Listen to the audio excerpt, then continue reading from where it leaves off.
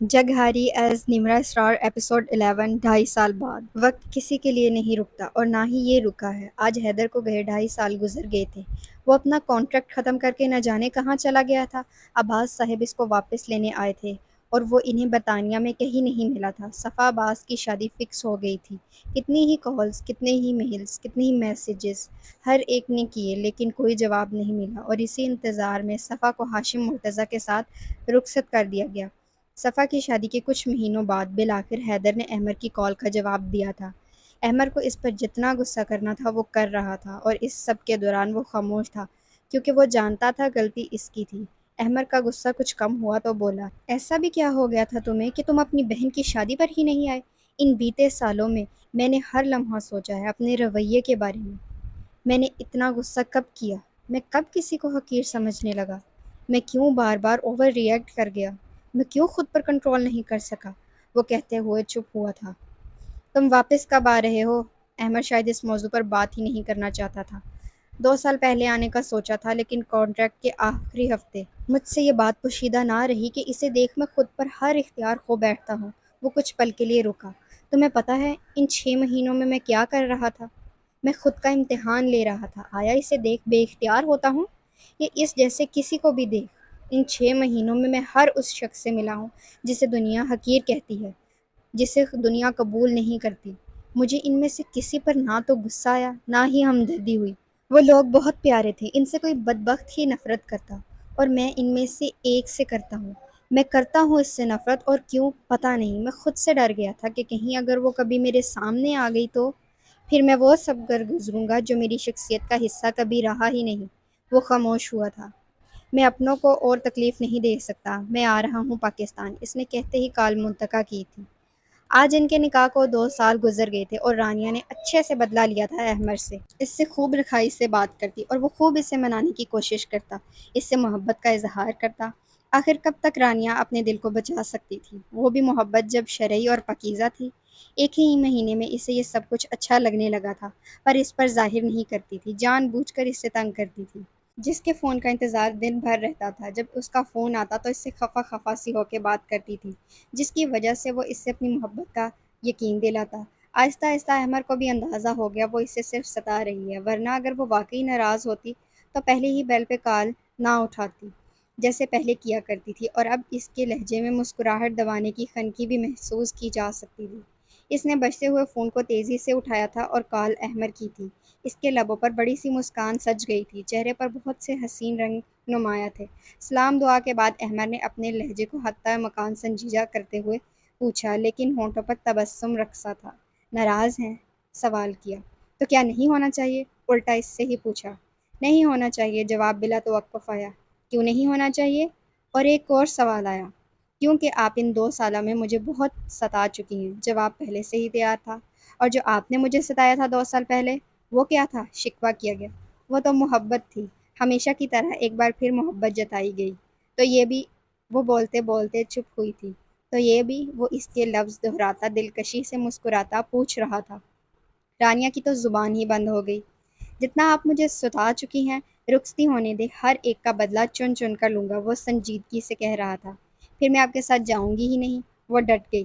میں اٹھا کے لے آؤں گا، اور دنیا میں بسنے والا ایک بھی باسی مجھے ایسا کرنے سے روک نہیں سکتا۔ آپ کے والد محترم بھی نہیں۔ وہ اپنا حق جتانا کبھی نہیں بھولتا تھا، اور رانیہ سرشار سی ہو جاتی تھی اس کے انداز سے۔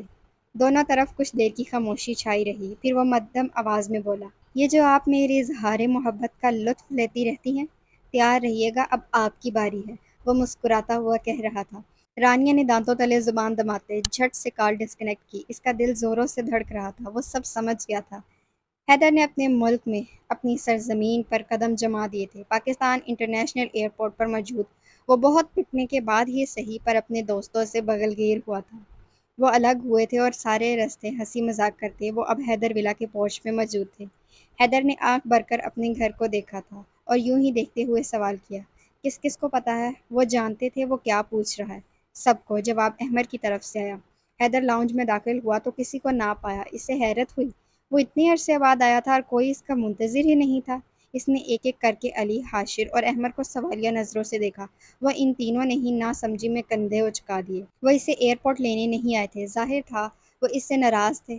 اس نے سوچتے ہوئے ایک لمبی سانس اندر کھینچی اور ماں کو آواز لگائی۔ عباس صاحب، آمنہ بیگم، ثانیہ بھابھی، سعید عباس، صفا عباس، سب ہی عباس صاحب کے کمرے میں موجود تھے، کیونکہ آمنہ بیگم کا حکم تھا، جو تہیہ کیے بیٹھی تھی کہ کوئی حیدر سے نہیں ملے گا اور سب اس سے ناراض رہیں گے۔ حیدر کی پہلی پکار پر کمرے سے باہر نکل گئی تھی اور سب تعصب سے سر جھٹک کر مسکرا دیے۔ حیدر کی دوسری پکار سے پہلے آمنہ بیگم اس کے سامنے تھی۔ آنکھوں میں آنسو لیے وہ مسکرا دیا، ان کی طرف بڑھا اور نرمی سے انہیں اپنے حصار میں لیا۔ وہ روتی چلی گئی۔ کم آن امی، آپ تو مڈل کلاس ماؤں کی طرح رو رہی ہیں، اب چپ بھی ہو جائیں، آپ کو پتہ ہے مجھے روتے ہوا کو چپ کرانا نہیں آتا، اس نے آمنہ بیگم کے کلاس کانشیس ہونے پر چوٹ کرتے کہا۔ تمہیں بس رلانا آتا ہے، آمنہ بیگم نے گھورتے ہوئے کہا۔ انہیں اس طرح ناراض دیکھ حیدر کے دل کو کچھ ہوا تھا۔ ایک ایک کر کے سب لاؤنج میں داخل ہوئے، لیکن حیدر کی نظریں تو اپنی باپ پر رک گئی تھیں، جو نک سکسا تیار، اسے یکسر اگنور کیا، ہاتھ میں بریف کیس لیے آفس جانے کے لیے تیار تھے۔ انہیں اس طرح ناراض دیکھ حیدر کے دل کو کچھ ہوا تھا۔ وہ اس کے پاس سے گزر رہے تھے جب اس نے نرمی سے ان کا ہاتھ تھاما۔ وہ رک گئے، ایک نظر اپنے لختے جگر کو دیکھا۔ اس کی آنکھوں میں نمی تھی، وہ خود کو روک نہ سکے اور اسے سینے سے لگا لیا۔ سوری ڈیڈ، اس نے ان کے کان میں سرگوشی کی تھی۔ اس لفظ کا استعمال سیکھ لیا تم نے؟ انہوں نے مسکراتے ہوئے سرگوشی میں کہا۔ صرف آپ کے لیے، ان سے الگ ہوتے ہوئے کہا۔ عباس صاحب اپنا کہکہ روک نہ سکے۔ حیدر باری باری سب سے ملا، سوائے صفا سے، جس نے بالآخر خود ہی کہا، میں بھی ناراض ہوں۔ تو رہو ناراض، کس نے منع کیا ہے؟ حیدر نے اسے تنگ کیا، لیکن وہ رو دی۔ ناٹ اگین یار، ابھی تو بتایا مجھے چپ کرانا نہیں آتا، وہ اس کے آنسو صاف کرتا بیچارگی سے بولا۔ تو سیکھ لیں، وہ اپنی سوسو کے درمیان بولی۔ کس سے؟ ہاشم مرتضیٰ سے، مسز مرتضیٰ۔ اس نے ماتھے پہ بل لیے ہلکی سی آواز میں اس سے پوچھا۔ بھائی، وہ اس کے سینے پر ہاتھ مارتی چیخی تھی۔ بڑی ہو لیکن چھوٹے ہونے کا بہت شوق ہے تمہیں، اس نے صفا کے بھائی کہنے پر کہا۔ بڑی بن کر مجھے ہی نقصان ہے، آپ کے سارے کام بھی مجھے ہی کرنے پڑیں گے، اس سے بہتر ہے میں چھوٹی بن کر اپنے سارے کام آپ سے ہی کرواؤں، اس نے تفصیل سے بتایا۔ بڑی تیز ہو تم، وہ حیرت زدہ سا بولا۔ بہن کس کی ہوں؟ صفا نے مصنوعی کالر اوپر چڑھایا تو سب ہی ہنس دیے۔ ولی اللہ پریشان سے یتیم خانے کے میدان میں ٹہل رہے تھے۔ ان 2 سالوں میں درجنوں لوگوں نے زینب کو پسند کیا تھا، لیکن ان سب کی پسند کو ہوا ہونے میں بس ایک پل لگا تھا، وجہ زینب کے والدین کا نہ ہونا تھا۔ ہمارے معاشرے میں ایک نیا رشتہ بناتے وقت ہم حسب نسب سب سے پہلے دیکھتے ہیں، جو کہ غلط بھی نہیں ہے، لیکن اس حسب نسب کی بنیاد پر کسی کو حقیر سمجھ لینا، خود سے کمتر سمجھ لینا غلط ہے۔ فوقیت تو صرف تقویٰ پر دی ہے اللہ نے انسانوں کو، تو یہ کون سے نئے دائرے اللہ کے بنائے دائروں سے نکل کر خود ہی تخلیق کر لیے ہیں ہم نے؟ زینب انہیں کب سے ایسے ٹہلتے ہوئے دیکھ رہی تھی۔ جب وہ آئی تھی تو ولی اللہ فون کان سے لگائے کھڑے تھے، ہونٹ سختی سے ایک دوسرے میں پیوست تھے۔ زینب اسے دیکھ کر جان گئی تھی وہ اپنا غصہ ضبط کر رہے تھے۔ انہوں نے فون بیڈ پر پھینکا تھا اور باہر ٹہلنا شروع کر دیا تھا۔ زینب حیران ہوئی تھی، ولی اللہ اور اتنا غصہ؟ شاید بولنے والے نے ساری حدود پار کر لی۔ زینب سے جب اور نہیں دیکھا گیا تو وہ ان کا ہاتھ تھامے انہیں لیے عمارت کی بنی سیڑھیوں پر بیٹھ گئی۔ بابا، میں نے آپ سے کوشش کرنے کے لیے کہا تھا، یہ تو نہیں کہا تھا کہ اس کوشش میں آپ خود کو ہلکان کر لیں، زینب نے شکوہ کیا۔ وہ چپ ہی رہے، جانتے تھے وہ کس بارے میں بات کر رہی ہے۔ بس بہت ہوا، جتنی کوشش کرنی تھی آپ نے کر لی، اب اور نہیں، اس نے اٹل لہجے میں اپنا فیصلہ سنایا۔ زینی، ولی اللہ نے یکدم ہی بولے، پر زینب نے انہیں کچھ بولنے ہی نہیں دیا۔ کیوں ایسا کام کرنے کی کوشش کر رہے ہیں آپ جو ممکن ہی نہیں ہے بابا؟ کیا میں آپ کو خوش نہیں لگتی؟ وہ ان کو اس طرح پریشان دیکھ اب تھک گئی تھی، غصے سے بولی۔ نہیں، وہ صاف گوئی سے بولے۔ تو کون سی بڑی بات ہے؟ نہ تو مجھے کوئی خواہش ہے اور نہ ہی کوئی شوق ہے خوش رہنے کا، اس کا غصہ کم نہیں ہو رہا تھا۔ حق تو ہے، وہ اسے دیکھتے ہوئے بولے۔ مجھے نہیں ہے، وہ نفی کرتی ہوئی بولی۔ سب کو ہوتا ہے، وہ نرمی سے بولے۔ سب کو ہوتا ہوگا، مجھے نہیں ہے، وہ اپنے کہے پر قائم تھی۔ میرے بعد کوئی تو ہونا چاہیے تمہارے پاس جو میرے جیسا خیال رکھ سکے تمہارا، وہ سنجیدگی سے اسے دیکھتے ہوئے بولے تھے۔ آپ جیسا کوئی نہیں ہو سکتا، نہ آپ کے جیسا کوئی خیال رکھ سکتا ہے، نہ آپ جیسا کوئی پیار کر سکتا ہے زینی سے۔ آپ چاہتے ہی نہیں ہیں کہ میں آپ کے پاس آؤں، اب میں نہیں آؤں گی، وہ خفگی سے کہتی اٹھتی۔ اس سے پہلے ہی ولی اللہ نے اس کا ہاتھ تھام لیا۔ تم نے اجازت دی تھی، انہوں نے برابر کروایا۔ ہاں دی تھی، لیکن آپ اب یہ سب بند کر دیں، کیونکہ اگر اس طرح اپنی تذلیل کروا کر آپ کوئی رشتہ ڈھونڈ بھی لیں گے تو میں شادی نہیں کروں گی، وہ ٹھوس لہجے میں بولی۔ تم نے وعدہ کیا تھا زینی، انہوں نے اس کا کیا وعدہ یاد دلایا۔ میں توڑتی ہوں، وہ ہلکی سی آواز میں بولی۔ وعدہ توڑنے کی سزا ہوتی ہے زینی، انہوں نے پھر بتایا۔ آپ کو جو دل چاہے سزا دیں، پر میں آپ کو اب اس طرح اور نہیں دیکھ سکتی، وہ نرمی سے بولی۔ میں ٹھیک ہوں، انہوں نے جیسے یقین دلایا۔ میں بھی ٹھیک ہوں، اس نے اپنے لفظوں پر زور دیتے ہوئے کہا۔ ولی اللہ اس کی بات کا مطلب سمجھ گئے تھے۔ وہ ٹھیک ہے اور کسی کی ضرورت نہیں ہے، لیکن ولی اللہ وہ تو جانتے تھے جو وہ نہیں جانتی تھی، اس لیے وہ اس کے لیے پریشان تھے۔ حیدر واش روم سے شاور لے کر نکلا تھا، بال گیلے ہو رہے تھے جسے ٹاول سے خشک کرتا وہ کاؤچ پہ ٹانگ رکھے بیٹھا تھا۔ اور آج کل کیا مصروفیات ہیں؟ حیدر نے بات کا آغاز کیا۔ احمد حضور دن کے 24 گھنٹوں میں سے 30 گھنٹے رانیہ کو سوچتے رہتے ہیں اور مشکل سے ہی 1 گھنٹہ اپنے والد کے بزنس کو دیتے ہیں جو مستقبل میں کہاں جائے گا اللہ کو ہی پتہ ہے۔ بھرپور طنزیہ انداز میں علی نے حیدر کو بتایا۔ احمد کی نظریں جہاں موبائل اسکرین سے ہٹی تھی وہیں حیدر نے اپنی ہنسی دبائی۔ اور حاشر حضور آج کل ایک لڑکی سے بچنے کی تدابیریں سوچتے رہتے ہیں، اور آفس میں بھی جب ان کو ان تدابیروں سے تھوڑی فراغت مل جاتی ہے تو تھوڑا کام کر لیتے ہیں۔ سابقہ انداز میں ہی کہا گیا۔ او، حیدر نے حیرت سے ہونٹوں کو او کی شیپ دے کر کہا۔ لڑکی؟ لڑکی نہیں ہے وہ، لڑکیاں ایسی کب ہوتی ہیں، وہ تو چڑیل ہیں، لیکن بس پیر سیدھے ہیں، باقی وہ پوری چڑیل ہی ہے۔ اور ایک جن کم نہیں تھا جو وہ چڑیل بھی آ گئی۔ اس سے بچنے کے لیے تو میں پھر بھی سورج جن پڑھ لیتا ہوں۔ اس سے بچنے کے لیے کیا پڑھوں؟ حاشر نے فل ڈرامائی انداز میں اپنا دکھڑا سنا رہا تھا۔ اس کی آخری بات پر کمرے میں ایک ساتھ ان تینوں کا کہکا گونجا تھا۔ تم سورج جن دن بھر پڑھتے رہو، احمد نے ہنسنے کے بیچ میں اسے مشورہ دیا۔ کون لڑکی؟ حیدر نے عام سے انداز میں پوچھا۔ اشل احمد، علی نے ہنستے ہوئے بتایا۔ پورے دن کیوں؟ حیدر نے ماتھے پر بل ڈالے پوچھا۔ کیونکہ مس چڑیل ان کی پی اے ہیں، احمد نے مزے سے جواب دیا۔ کیا؟ حیدر کہہ کر ایک بار پھر ہنسی دبائی۔ تم میری مصروفیت چھوڑا اور اپنی بتا۔ یہ سارا وقت اپنے گال پر پڑا 2 سال پرانا تھپڑ محسوس کرتا رہتا ہے، حاشر نے پہرا فکرہ علی سے کہا، جبکہ دوسرے میں حیدر کو بتایا۔ علی کو تھپڑ پڑنا، وہ بھی کسی لڑکی سے، کوئی چھوٹی بات تھوڑی تھی جو وہ حیدر کو نہ بتاتا۔ حیدر نے ایک بار پھر کہکا لگایا، جبکہ علی حاشر کو گھور رہا تھا۔ کچھ یاد آتے حاشر نے حیدر سے کہا۔ وہ وہ ہم یونیورسٹی میں سوسائٹی کے ممبر رہ چکے ہیں نا، اس لیے سر رضا چاہتے ہیں کہ اس دفعہ کے کانووکیشن کے انتظامات ہم ارینج کریں۔ ہم جانتے ہیں کہ ہم 21 اسٹوڈنٹ ہیں، لیکن سر رضا ریکویسٹ کر رہے ہیں کیونکہ وہ جانتے ہیں تم آ گئے ہو۔ حاشر ہچکچاتے ہوئے حیدر کو بتا رہا تھا، جبکہ علی اور احمد حیدر پر نظریں جمائے اسے دیکھ رہے تھے۔ کب سے شروع کرنی ہے ارینجمنٹ؟ وہ لاپرواہی سے پوچھ رہا تھا۔ کیا؟ وہ حیرت زدہ سا پوچھ رہا تھا۔ کیا کیا؟ چلیں گے، تم سب بتا دو کس ٹائم تک پہنچنا ہے؟ وہ پھر سے سنجیدگی سے گویا ہوا۔ ان تینوں کو ہی حیرت ہوئی تھی اس کے رویے سے، کیونکہ یہ بات کسی سے چھپی نہیں تھی کہ اس کانووکیشن میں زینب ولی اللہ بھی شامل تھی، اور جہاں وہ اس کی وجہ سے اپنے ملک نہیں آ رہا تھا، آج وہاں جانے کے لیے رضامند تھا، جہاں اس کا ہونا لازم تھا۔ وہ اوندھی پڑی گاڑی کی جانب لپکے تھے۔ دروازہ کھولے اس کے اندر گئے تو بیوی اور بیٹی کو بے ہوش پایا۔ وہ بے ہوش تھیں یا نہیں، انہوں نے خود کو یہی تسلی دی کہ وہ بے ہوش ہیں۔ آج پہلی بار انہیں اپنی بیٹی اور بیوی کو ہاتھ لگانے سے خوف آ رہا تھا۔ ان دونوں کا جسم خون سے تر تھا، انہیں بہت کچھ بتا رہا تھا، پر یہاں ماننا کس نے تھا؟ بڑی مشکل سے انہوں نے دونوں کو باہر نکالنے کی کوشش کی، لیکن سب بے سود۔ مجمع میں کھڑے لوگوں نے ان کی جان بچانے کے لیے انہیں باہر گھسیٹا تھا۔ وہ بے قابو ہوتے ایک بار پھر گاڑی کی جانب بڑھے تھے، لیکن یکدم ہی گاڑی کے انجن میں آگ لگی تھی، اور ایک دھماکے کے ساتھ آگ کے بڑے بڑے گولے فضا کو سیاہ کر گئے تھے۔ یہ سیاہ دھوئے بادل موت کی سیاہی سے کم ہی سیاہ تھے۔ زندگیاں تھم گئی تھیں۔ ایک عجیب سناٹے اور وحشت کا راج تھا۔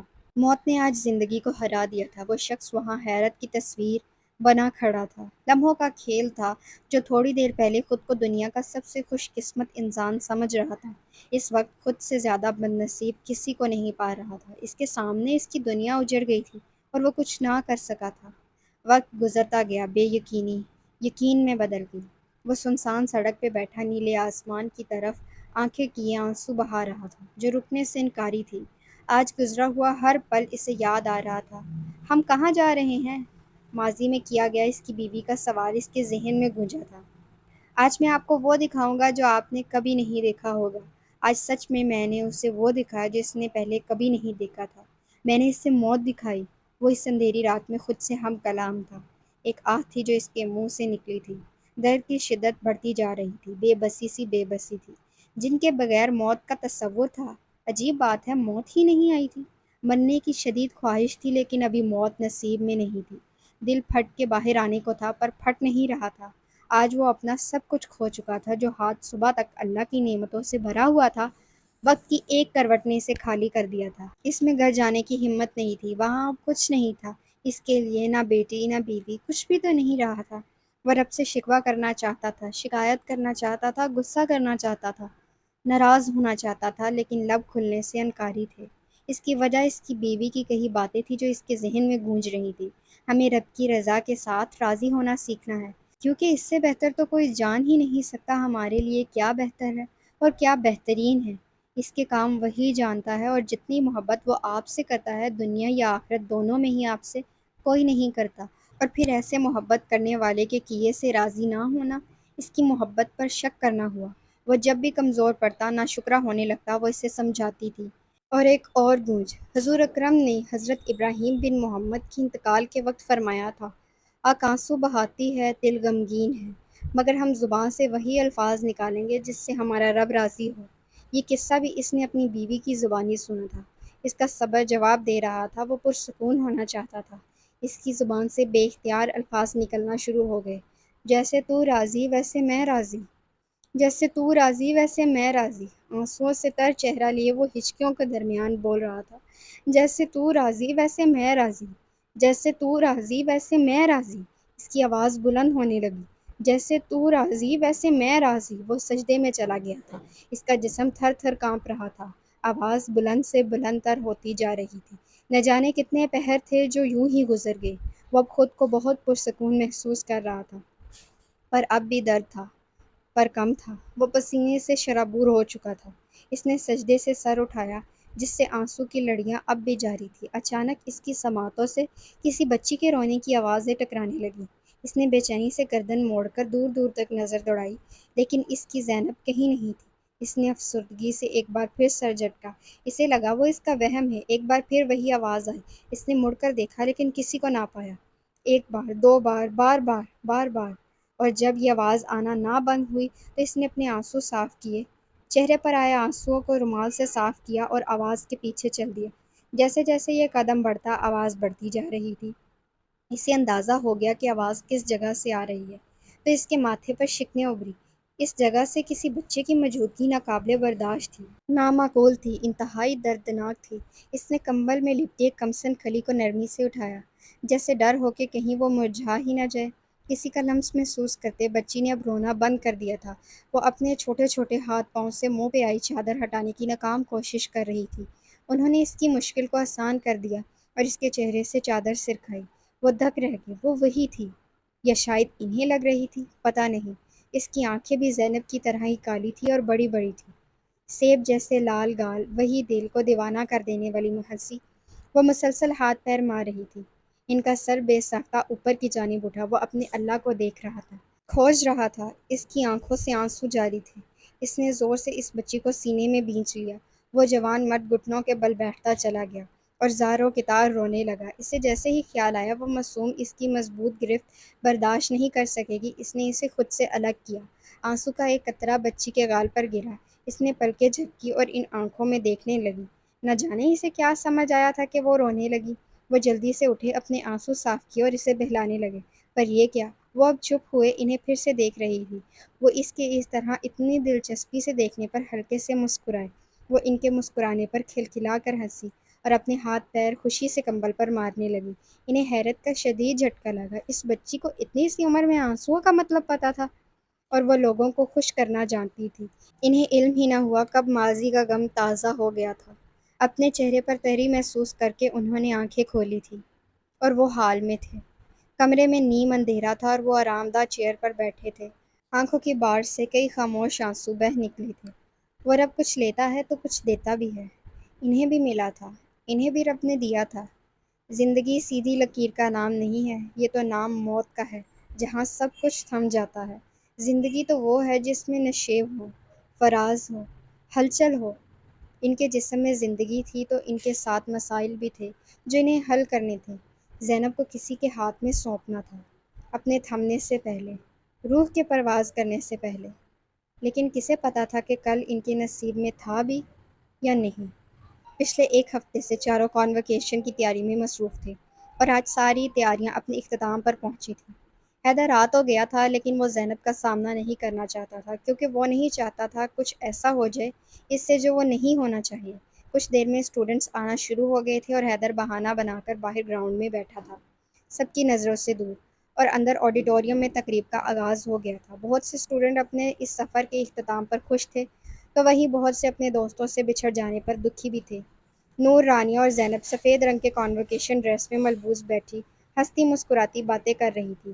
تقریب کا آغاز قرآنی تلاوت سے ہوا۔ سب اپنی جگہ ادب سے سیدھے ہو کے بیٹھ گئے اور سرگوشیاں بند کر دیں۔ تلاوت کے بعد حضور کی شان میں نعت پڑھی گئی۔ ادب و احترام اب بھی برقرار تھا۔ کچھ وقت گزرا تھا کہ ڈین نے گلا کھنکا کر اسپیچ شروع کی۔ اسٹوڈنٹ عادت سے مجبور ہوئے تھے۔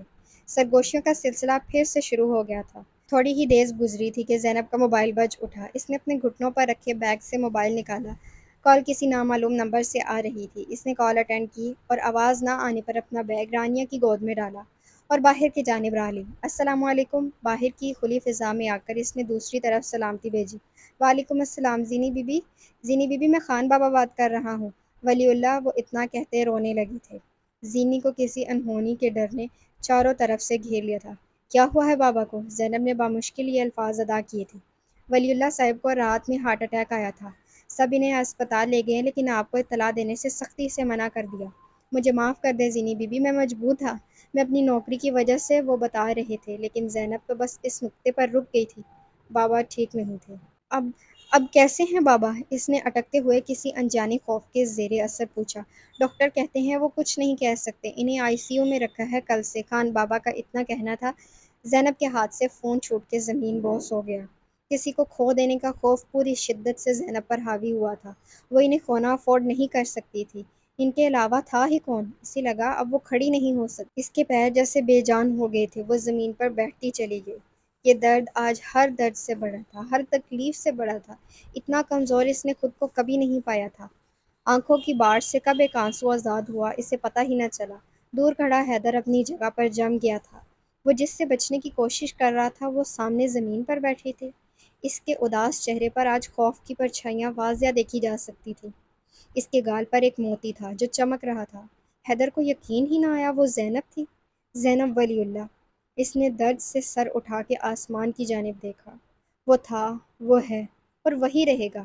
وہ اللہ ہے اور وہ امید دیتا ہے۔ ہر ناممکن کو ممکن کرنا اسے آتا ہے۔ وہ کن کہتا ہے اور فیکن ہو جاتا ہے۔ انسانی عقل اسے سمجھنے سے قاصر ہے۔ اس کے کرشموں میں چھپی دنائی سے بے خبر ہے۔ انجان۔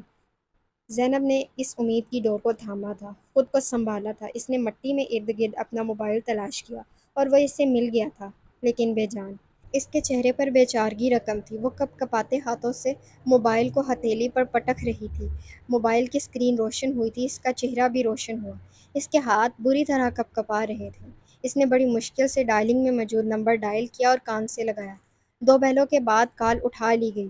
اس نے خان بابا سے ہسپتال کا پوچھا۔ وہ کال منتقل کر کے دروازے کی جانب بڑھی تھی اور رکشہ دیکھتے ہی اس میں بیٹھ گئی تھی۔ اس کے سوچنے سمجھنے کی صلاحیت ختم ہو گئی تھی۔ وہ اپنی گاڑی جو پارکنگ ایریا میں اس نے آتے وقت پارک کی تھی، بھولے رکشے والے کو اور ہسپتال کا ایڈریس سمجھا رہی تھی۔ حیدر نہ جانے کتنی ہی دیر اس راہ کو تکتا رہا تھا جہاں سے وہ گرتی سنبھلتی گئی تھی۔ عجیب بات تھی، اسے آج دیکھ کر حیدر کو غصہ نہیں آیا تھا۔ وہ اسے دیکھ ہمدردی بھی نہیں ہوئی تھی، ہاں، پر دل میں درد ہوا تھا۔ حیدر کو اسے ایسے دیکھنا اچھا نہیں لگا تھا۔ زینب ولی اللہ کمزور بھی ہو سکتی ہے۔ حیدر کو علم نہیں تھا، لیکن وہ کمزور کیوں پڑی؟ حیدر نہیں جانتا تھا، پر اتنا جانتا تھا کوئی بات تھی جو زینب کے لیے بہت اہمیت کی حامل تھی، اور اسے وہ جاننی تھی۔ حیدر کو پتہ ہی نہیں چلا کیسے اس کے قدم پارکنگ ایریا تک گئے، کیسے اس نے ڈرائیو کیا اور کیسے زینب کے پیچھے گیا۔ کوئی عجیب سی شے تھی، یا کوئی کشش تھی جو اسے اس طرف کھینچ رہی تھی، اور وہ کھینچا جا رہا تھا۔ رکشہ اسپتال کے باہر رکا تو زینب تیر کی تیزی سے رکشے سے باہر نکلی۔ اور بی بی، کرایہ تو دیتی جاؤ، رکشے والے نے پیچھے سے آواز لگائی۔ زینب اس کی بات سن رکی تھی، لیکن اس کے ہاتھ خالی تھے۔ بیگ وہ رانیہ کے پاس ہی چھوڑ آئی تھی۔ اسے اندر جانے کی جلدی تھی۔ زینب کو یکدم خیال آیا۔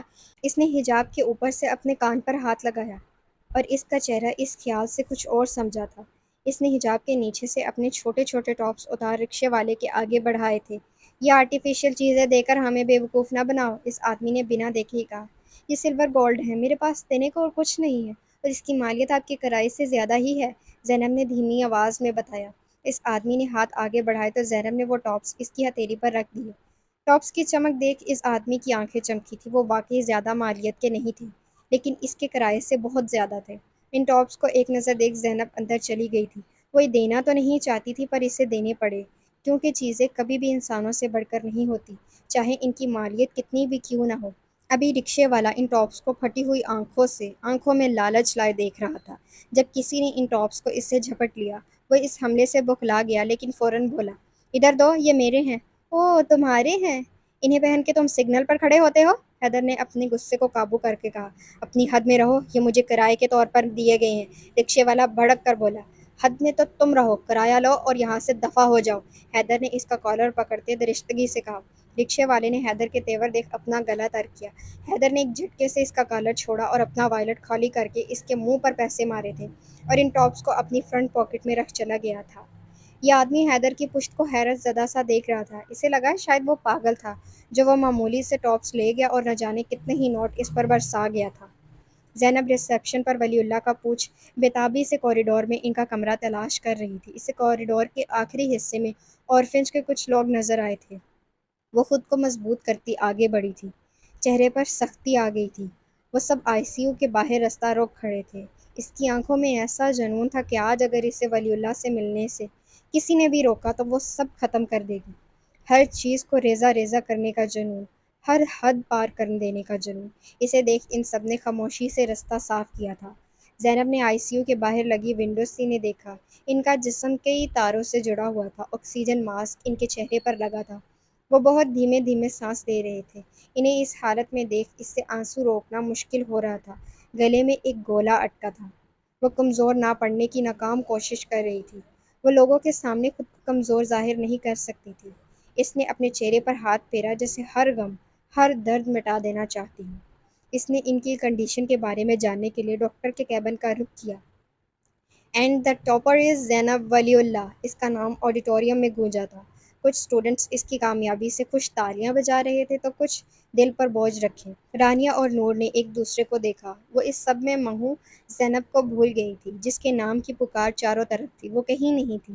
جب زینب کو بار بار پکارنے پر بھی کوئی جواب نہ آیا تو حال میں خاموشی چھا گئی۔ زینب کا نہ ہونا سب کے لیے باعث حیرت تھا۔ کوئی اپنی اتنی بڑی کامیابی کے دن غائب ہو سکتا تھا؟ سمجھنا مشکل تھا۔ وہ دونوں اپنا بیگ سنبھالتی باہر آئی تھی۔ یار، زینی اب تک نہیں آئی، کافی دیر ہو گئی ہے، رانیہ نے باہر آتے ہی نور سے کہا۔ کہاں جائے گی؟ یہی کہیں ہوگی، نور نے عام سے انداز میں کہا، کیونکہ وہ رانیہ کو مزید پریشان نہیں کرنا چاہتی تھی۔ لیکن بہت دیر ہو گئی ہے، رانیہ کی پریشانی کم نہیں ہوئی تھی۔ کال آئی تھی نا اس کے پاس کسی کی، ہو سکتا ہے کہیں گئی ہو، نور نے یاد آتے اس سے کہا۔ ہاں ہو سکتا ہے، لیکن اگر وہ یہی ہوئی تو؟ رانیہ نے حامی بھری لیکن اپنا خدشہ بھی ظاہر کیا۔ تم ایسا کرو، پارکنگ چیک کرو، میں واش روم اور کینٹین چیک کر کے تمہیں وہیں ملوں گی، ٹھیک ہے؟ نور نے ہدایت دی اور حامی چاہی۔ ٹھیک ہے، رانیہ کہتے ہوئے تیز تیز پارکنگ کی طرف بڑھی تھی۔ رانیہ پارکنگ میں زینب کی گاڑی ڈھونڈ رہی تھی جو اس سے مل بھی گئی تھی۔ وہ اس کے آگے کھڑی دعا کر رہی تھی کہ زینی نور کو مل جائے۔ آپ یہاں کیا کر رہی ہیں؟ احمد اس کی پشت پہ کھڑا مسکراتا ہوا پوچھ رہا تھا۔ رانیہ کا اترا ہوا چہرہ دیکھ اس کی مسکراہٹ معدوم ہوئی۔ سب ٹھیک ہے؟ اس نے فکر مندی سے پوچھا۔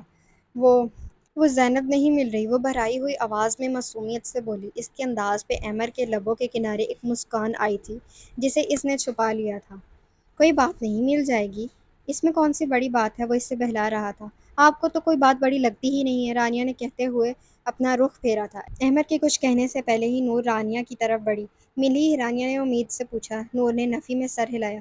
تبھی حاشر اور علی دوڑتے ہوئے اس کے پاس آئے اور علی نے احمد سے سوال کیا، حیدر کہاں ہے؟ اندر ہی ہوگا، میں تو ابھی باہر سے آ رہا ہوں، مجھے نہیں پتا، احمد نے عام سے انداز میں بتایا۔ رانیہ کے کان کھڑے ہوئے تھے۔ اس نے احمد کی طرف رخ کیے کہا، کہیں وہ تو زینی کو نہیں لے گئے؟ تم لوگوں نے ٹھیک کہا، میں نے جو کیا غلط کیا، لیکن آج جو اس نے کیا وہ ٹھیک نہیں تھا۔ جو بھی تھا میں زبان سے بات کر رہا تھا، اس نے ہاتھ اٹھا کر ٹھیک نہیں کیا اور اس کا حساب اسے دینا ہوگا ایک دن۔ یہ الفاظ احمد کے ذہن میں ہوا کے جھونکے کی طرح گزرے تھے۔ اس نے علی اور حاشر کی جانب دیکھا۔ ان کی آنکھوں میں بھی اسے وہی کچھ پایا جس کا خدشہ اسے خود تھا۔ حیدر کا یہ جملہ اسے بہت کچھ سوچنے پر مجبور کر رہا تھا۔ حیدر کا پاکستان آنا، اس کا بنا کوئی اعتراض کی یونیورسٹی تک آ جانا، اور اب ان دونوں کا ایک ساتھ غائب ہو جانا۔ رانی، ہم ایسے تو نہیں کہہ سکتے نا، ہو سکتا ہے وہ آفس گئی ہو یا گھر، یا یہ بھی ہو سکتا ہے کہ وہ ولی بابا کے پاس گئی ہو، نور نے آنکھوں کے اشارے سے رانی کو سمجھایا۔ آخر کو وہ تینوں اس کے دوست تھے اور رانیہ کچھ بھی سوچے سمجھے کہے جا رہی تھی۔ تم دونوں حیدر کو ڈھونڈو، میں ان کے ساتھ زینب کو ڈھونڈتا ہوں۔ احمد بے حد سنجیدہ لگ رہا تھا۔ ٹھیک ہے، وہ تائید کرتے آگے بڑھ گئے۔ حیدر کوریڈور سے تیزی سے گزرتا زینب کو ڈھونڈ رہا تھا۔ اس کے قدم آگے جاتے جاتے پیچھے ہوئے تھے۔ اسے وہ دیکھ گئی تھی جو مرے ہوئے قدم لیے نظریں جھکائے کسی ہارے ہوئے مسافر کی مانند اس کے سامنے سے گزری تھی۔ اس پل میں حیدر کے دل کی دھڑکن اور سانس دونوں ہی تھمی تھی۔ وہ ایک کمرے کا دروازہ کھول اندر گئی تھی جہاں مشینوں کی آواز کے علاوہ ایک ادمرا ہوا وجود موجود تھا جس کی سانسوں کی تمنا زینب کو دنیا میں موجود ہر شے سے زیادہ تھی۔ وہ ڈاکٹر سے مل آئی تھی جس کے پاس امید بہت کم تھی کیونکہ ہارٹ اٹیک کے بعد سے ہی وہ ہوش میں نہیں آئے تھے۔ زینب کی آنکھوں میں آنسو کا سمندر اتر آیا۔ وہ ولی اللہ کے بیڈ کے پاس رکھی چیئر پر بیٹھی، ان کا دایاں ہاتھ اپنے ہاتھوں میں لے کر ان پر بوسہ لیا اور ایک ایک کر کر اپنی دونوں آنکھوں کو ان کے ہاتھ پر رکھا۔ اس لمحے کی دیر تھی، آنسو چھم چھم اس کی آنکھوں سے برسنے لگے۔ کمرے کے باہر کھڑے ونڈو سے زینب کو دیکھتے حیدر کا وجود ساکت ہوا تھا۔ بابا، بابا، بابا، بابا، وہ بھرائی ہوئی آواز میں وقفے وقفے سے انہیں پکار رہی تھی، لیکن ولی اللہ آج اس کی پکار کا جواب دینے سے قاصر تھے۔ بابا، بابا سن لینا، مجھے ایک وعدہ توڑنے کی اتنی بڑی سزا نہ دیں، میں برداشت نہیں کر پاؤں گی۔ آپ جیسا کہیں گے میں ویسا ہی کروں گی، آپ جہاں کہیں گے میں وہیں شادی کر لوں گی۔ پلیز بابا، جہاں تک پہنچے ہیں وہیں سے واپس آ جائیں، ورنہ آپ کی زندگی ٹوٹ جائے گی۔ پلیز بابا، پلیز، میرے پاس کوئی نہیں ہے، کوئی نہیں ہے، کوئی بھی نہیں، پلیز خود کو مجھ سے دور نہ کریں، میں میں ہمت نہیں رکھتی آپ کو۔ وہ بامشکل ہچکیاں لیتے بول پا رہی تھی، آنکھوں سے آنسو جاری تھے۔ آخری فقرہ کہتے وہ ولی اللہ کے ہاتھ پر سر رکھتے روتی چلی گئی۔ زینب کو اس طرح روتے دیکھ حیدر کے سامنے کا منظر دھندلایا تھا۔ اس نے مکانگی انداز میں اس دھند کو ہٹانے کے لیے آنکھوں پہ ہاتھ پھیرا تھا۔ آنسو اس کی مضبوط ہتھیلی پر چمک رہے تھے۔ یہ دیکھ وہ کچھ اور ساکت ہوا۔ وہ کب کسی کے غم میں ایسے شریک ہوا تھا کہ غم زدہ کو ہی علم نہ تھا؟ اور کب رویا تھا یوں؟ وہ کیوں رویا تھا اور کس لیے رویا تھا؟ سوال بہت تھے، جواب نہ تھے۔ موسم اچانک ہی خراب ہو گیا۔ بادلوں نے سورج کو اپنے آنچل سے ڈھانپ لیا تھا۔ دن یکدم ہی شام میں تبدیل ہو گیا۔ کالے گہرے بادل آسمان پر چھائے ہوئے تھے اور پورے زور و شور سے برس رہے تھے، اور اس تیز بارش میں احمد، رانیہ اور نور کے ساتھ زینب کی تلاش میں تھا۔ احمد نور اور رانیہ کو لیے زینب کے گھر اور آفس میں اسے ڈھونڈ آیا تھا اور اب وہ یتیم خانے کی طرف گامزن تھا۔ نور اور رانیہ وقفے وقفے سے زینب کو کال کر رہی تھی، لیکن زینب کی طرف سے کوئی جواب موصول نہیں ہو رہا تھا، جن کی پریشانی کو مزید بڑھا رہا تھا۔ یتیم خانے کے باہر ان کی گاڑی رکی تھی۔ رانیہ نے باہر نکلنے کے لیے سیٹ بیلٹ ہٹا کر اندر جانا چاہا کہ احمد نے اس کا ہاتھ پکڑ کر روک لیا۔ یہیں بیٹھی رہیں، میں دیکھ کر آتا ہوں، وہ نرمی مگر سنجیدگی سے بولا تھا۔ میں بھی ساتھ چلوں گی، اس نے ضد کی۔ بارش ہو رہی ہے، آپ بھیگ گئی تو طبیعت خراب ہو جائے گی، اور میں یہ قطعی افورڈ نہیں کر سکتا۔ احمد کے لہجے میں اب کے سختی دار آئی تھی۔ میں بھی نہیں افورڈ کر سکتی آپ کی طبیعت خراب ہونا، وہ اپنی ترنگ میں کہتی چلی گئی۔ میرے مطلب تھا کہ وہ اپنے لفظوں کا مطلب سمجھانے کے لیے اس نے کہنا شروع ہی کیا تھا کہ جب احمد نے اس کی بات اچک لی۔ میں سمجھتا ہوں آپ کی ہر بات کا مطلب، احمد نے مسکراتے ہوئے کہا اور سیٹ بیلٹ ہٹاتا گاڑی سے باہر نکل گیا۔ احمد کے جاتے ہی نور نے رانیہ کو معنی خیزی سے دیکھا۔ رانیہ نے لال گال لیے رخ کھڑکی کی جانب کیا جہاں سے احمد کو صاف دیکھا جا سکتا تھا۔ وہ خود کو بارش سے بچاتا خان بابا کے پاس پہنچا تھا۔ رانیہ کو ایک بار پھر زینب کی فکر ستانے لگی تھی۔ السلام علیکم خان بابا، احمد نے مسافے کے لیے ہاتھ بڑھایا تھا۔ وعلیکم السلام، آپ کون؟ انہوں نے ماتھے پر بال لیے پوچھا تھا۔ میں ولی اللہ کا داماد، رانیہ کا ہسبینڈ۔ احمد نے اپنا تعارف کرایا تو خان بابا کے چہرے پر بڑی سی مسکان سج گئی۔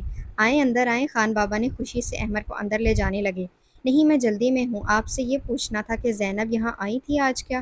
احمد نے انہیں روک پوچھا۔ میں نے آج فون کیا تھا زینی بی بی کو، کیونکہ کل رات سے ہی ولی اللہ صاحب ہسپتال میں ہیں، ان کو کل ہارٹ اٹیک آیا تھا، وہ روتے ہوئے بتا رہے تھے۔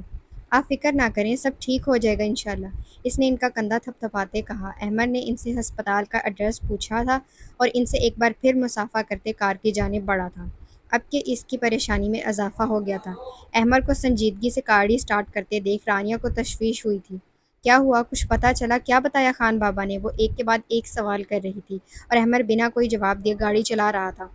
کچھ تو بتائیں کیا ہوا ہے، اس نے ایک بار پھر سوال پوچھا۔ زینب کا پتہ چل گیا ہے، احمد نے صرف اتنا ہی بتایا تھا۔ اس سے پہلے رانیہ کچھ اور پوچھتی وہ قطعیت سے بولا تھا، ایک سوال اور نہیں۔ رانیہ کو ناچار چپ ہونا پڑا، وہ اس پر خوش تھی کہ زینب کا پتہ چل گیا۔ کچھ ہی دیر میں کار ہسپتال کے باہر رکی، رانیہ اور نور نے حیرت سے احمد کو دیکھا تھا۔ ہم یہاں کیوں آئے ہیں عمر بھائی؟ اب کے سوال نور کی طرف سے آیا تھا۔ ولی بابا کو ہارٹ اٹیک آیا تھا کل رات، زینب اندر ہی ہوگی۔ احمد جواب نور کو دے رہا تھا، لیکن آنکھیں رانیہ کی آنکھوں پر جمی تھیں۔ آپ دونوں دوست ہیں زینب کی، اس وقت انہیں سب سے زیادہ آپ کی ضرورت ہے۔ آپ کو اس کا حوصلہ بڑھانا ہے، نہ کہ خود کو کمزور پڑنا ہے۔ زینب پر مشکل وقت آیا، لیکن آپ دونوں ساتھ ہوں گی تو یہ مشکل بھی آسان ہو جائے گی۔ احمد نے اب بھی اپنی نظروں کا زاویہ نہیں بدلا تھا، وہ رانیہ کو کمزور نہیں پڑنے دے رہا تھا۔ رانیہ نے اپنے آنسو صاف کر کے اس بات میں گردن ہلائی تھی۔ حیدر ایک بار پھر سب کچھ بلائی سے دیکھ رہا تھا جب اس کی سماعتوں سے آواز ٹکرائی اور وہ ہوش کی دنیا میں واپس آیا۔ آپ دونوں چلیں، میں کال اٹینڈ کر کے آتا ہوں۔ وہ احمد کی آواز تھی جو نور اور رانیہ سے کہتا ایک طرف چلا گیا تھا۔ حیدر نے پیچھے مڑ کر کن اکھیوں سے انہیں دیکھا تھا اور ان کے چہرے دیکھتا وہ بچتا بچاتا ہسپتال میں ہی ایک جگہ بیٹھ گیا تھا۔ وہ اب بھی نظروں کے سامنے تھی، وہ خود کو وہاں سے لے آیا تھا، پر کیا تھا؟ وہ وہاں بھی ساتھ آ گئی تھی۔ اس نے کھوئے ہوئے انداز میں اپنی پاکٹ سے موبائل نکالا تھا، جہاں احمد، علی اور حاشر کی ڈھیروں مس کالز اپنا نوٹیفیکیشن دے رہی تھی، پر حیدر کو تو اس سکرین پر بھی وہی نظر آ رہا تھا جو کچھ پل پہلے وہ دیکھ چکا تھا، یا یوں کہیں محسوس کر چکا تھا۔ وہ بالکل ایک الگ دنیا میں تھا، ایک ایسی دنیا جہاں وہ اس دنیا میں رہ کر بھی اس دنیا میں تھا، جہاں اسے خود کی خود ہی خبر نہیں تھی۔ ایک بار پھر اس کا موبائل بجا تھا۔ اس نے بنا سوچے سمجھے کال اٹینڈ کی تھی۔ کال علی کی تھی، جس نے حیدر کے فون اٹھاتے ہی غصے میں سوال کیا تھا، کہاں ہو تم؟ پتہ نہیں۔ وہی کھویا ہوا لہجہ۔ کیا مطلب پتہ نہیں؟ گھر پہنچو جلدی، سب پریشان ہیں، تم بغیر کوئی خبر دیے غائب ہو گئے ہو۔ اس کا غصہ کچھ اور بڑا تھا۔ ایک ایمرجنسی آ گئی ہے، ٹائم ملا تو آ جاؤں گا، تم سب بے فکر ہو جاؤ، حیدر نے مضبوط لہجے میں کہا اور اگلے ہی پل لائن ڈسکنیکٹ کر دی۔ علی بس موبائل کو گھور کر رہ گیا۔ زینی، رانیہ نے اس کے کندھے پر ہاتھ رکھ اسے پکارا تھا۔ زینب انہیں اندر آتا دیکھ چکی تھی، اپنے چہرے پر ہاتھ رکھے اپنے غم کو آج پھر چھپا رہی تھی۔ زینی، نور نے اسے اپنے ساتھ لگایا تھا۔ کچھ دیر کے لیے مجھے اکیلا چھوڑ دو، وہ سپاٹ لہجے میں بولی تھی۔ ہم کہیں نہیں جا رہے۔ رانیہ نے اس کے گرد اپنا حصار بنایا تو نور نے بھی اپنی باہیں اس پر پھیلا دی۔ وہ کافی دیر ایسے ہی بیٹھی رہیں اور پھر الگ ہوئیں۔ زینب اپنا چہرہ صاف کر چکی تھی، لیکن آنکھوں کی سرخی وہ چاہ کر بھی نہ چھپا پائی۔ وہ پورا دن زینب کے ساتھ رہی تھی، کبھی اسے حوصلہ دیتی تو کبھی اس سے ادھر ادھر کی باتیں کرتی، کبھی اسے کچھ کھلانے کی کوشش کرتی تو کبھی پلانے کی۔ زینب نے بامشکل پانی کے چند قطرے حلق سے اتارے تھے۔ دن ڈھلا تھا تو زینب نے انہیں زبردستی گھر بھیجا، کیونکہ نور کی دادوں کی طبیعت اور رانیہ کی والدہ کی طبیعت دونوں سے ہی زینب واقف تھی اور انہیں پریشان نہیں کرنا چاہتی تھی۔ نہ کر کے بھی ان دونوں کو وہاں سے جانا ہی پڑا۔ رات کا آخری پہر چل رہا تھا، چاروں طرف اندھیرا اور سناٹا طاری تھا۔ وہ اس اندھیرے میں اپنی دونوں کونیاں گھٹنوں پر رکھے بینچ پر بیٹھا تھا، آنکھیں سبزے پر جمائے تھا۔ اسے پتہ ہی نہ چلا وہ کب سے یہاں بیٹھا تھا۔ بیٹھے بیٹھے اس کی کمر اکڑ گئی، وہ اپنی جگہ سے کھڑا ہوا اور ایک بار پھر ہسپتال کے اندر داخل ہوا تھا۔ اس کے قدم خود بخود ایک کوریڈور سے دوسرے کوریڈور کی جانب بڑھ رہے تھے اور پھر وہ رکے تھے۔ وہ اپنی پرانی جگہ پر آ کھڑا ہوا تھا، ایک بار پھر کمرے کے اندر کا منظر دیکھ رہا تھا۔ زینب ایک طرف مسلے پر بیٹھی ہاتھ جوڑے اللہ سے فریاد کر رہی تھی، آنکھیں زور سے بھیجی تھیں، آنسو آبشار کی صورت میں اس کی آنکھوں سے بہہ رہے تھے۔ چہرہ بری طرح سرخ ہو رہا تھا، ہونٹ کپ کپا رہے تھے، وہ سجدے میں گرتی چلی گئی۔ حیدر سے یہاں کھڑے رہنا مشکل ہو رہا تھا۔ زینب کی اکھڑی ہوئی سانس اور ہچکیاں اس کے دل کی دھڑکن کو بڑھا رہی تھیں۔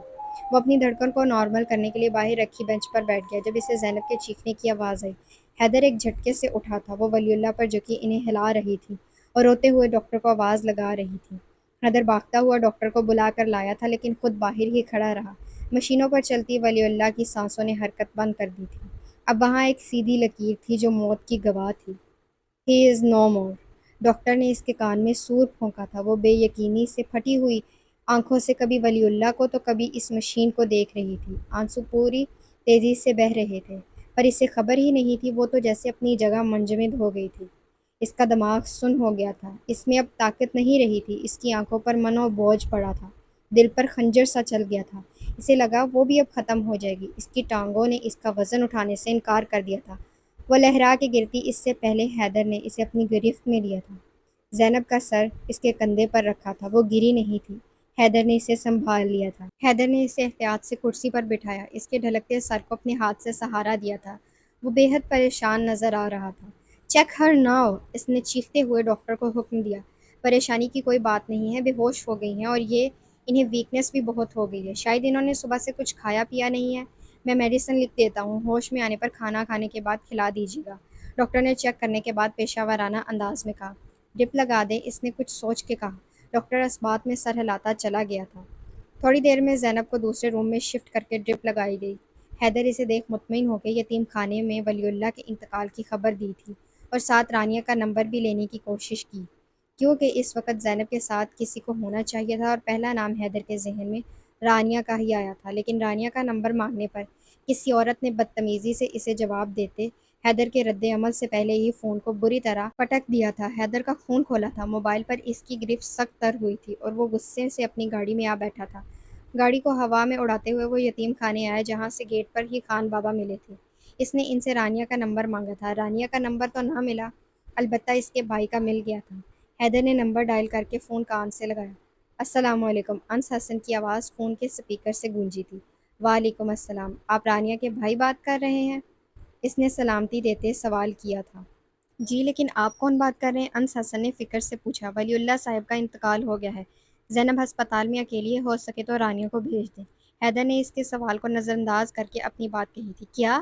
انس حسن کے لہجے میں بے یقینی واضح محسوس کی جا سکتی تھی۔ انس حسن کا پیر یکدم ہی بریک پر پڑا تھا، گاڑی ایک جھٹکے سے رکی تھی۔ حیدر نے کوئی بھی جواب دیے بغیر کال منتقل کر دی۔ انس حسن آج آفس سے ہی اسلام آباد کے لیے بزنس کے سلسلے میں بائی روڈ نکل گئے تھے، اسی لیے انہیں ولی اللہ کی طبیعت کے متعلق کچھ نہیں پتہ تھا، نہ ہی رانیہ نے انہیں کچھ بتایا تھا۔ انس حسن نے گاڑی کو ریورس کر کے کراچی کی راہ لی تھی۔ زینب اکیلی تھی اور انہیں اس تک پہنچنا تھا۔ امید کرتی ہوں آپ کو آج کی قسط اچھی لگی ہوگی۔ اچھی لگی تو اسے لائک، شیئر اور سبسکرائب ضرور کیجیے گا۔ اللہ حافظ۔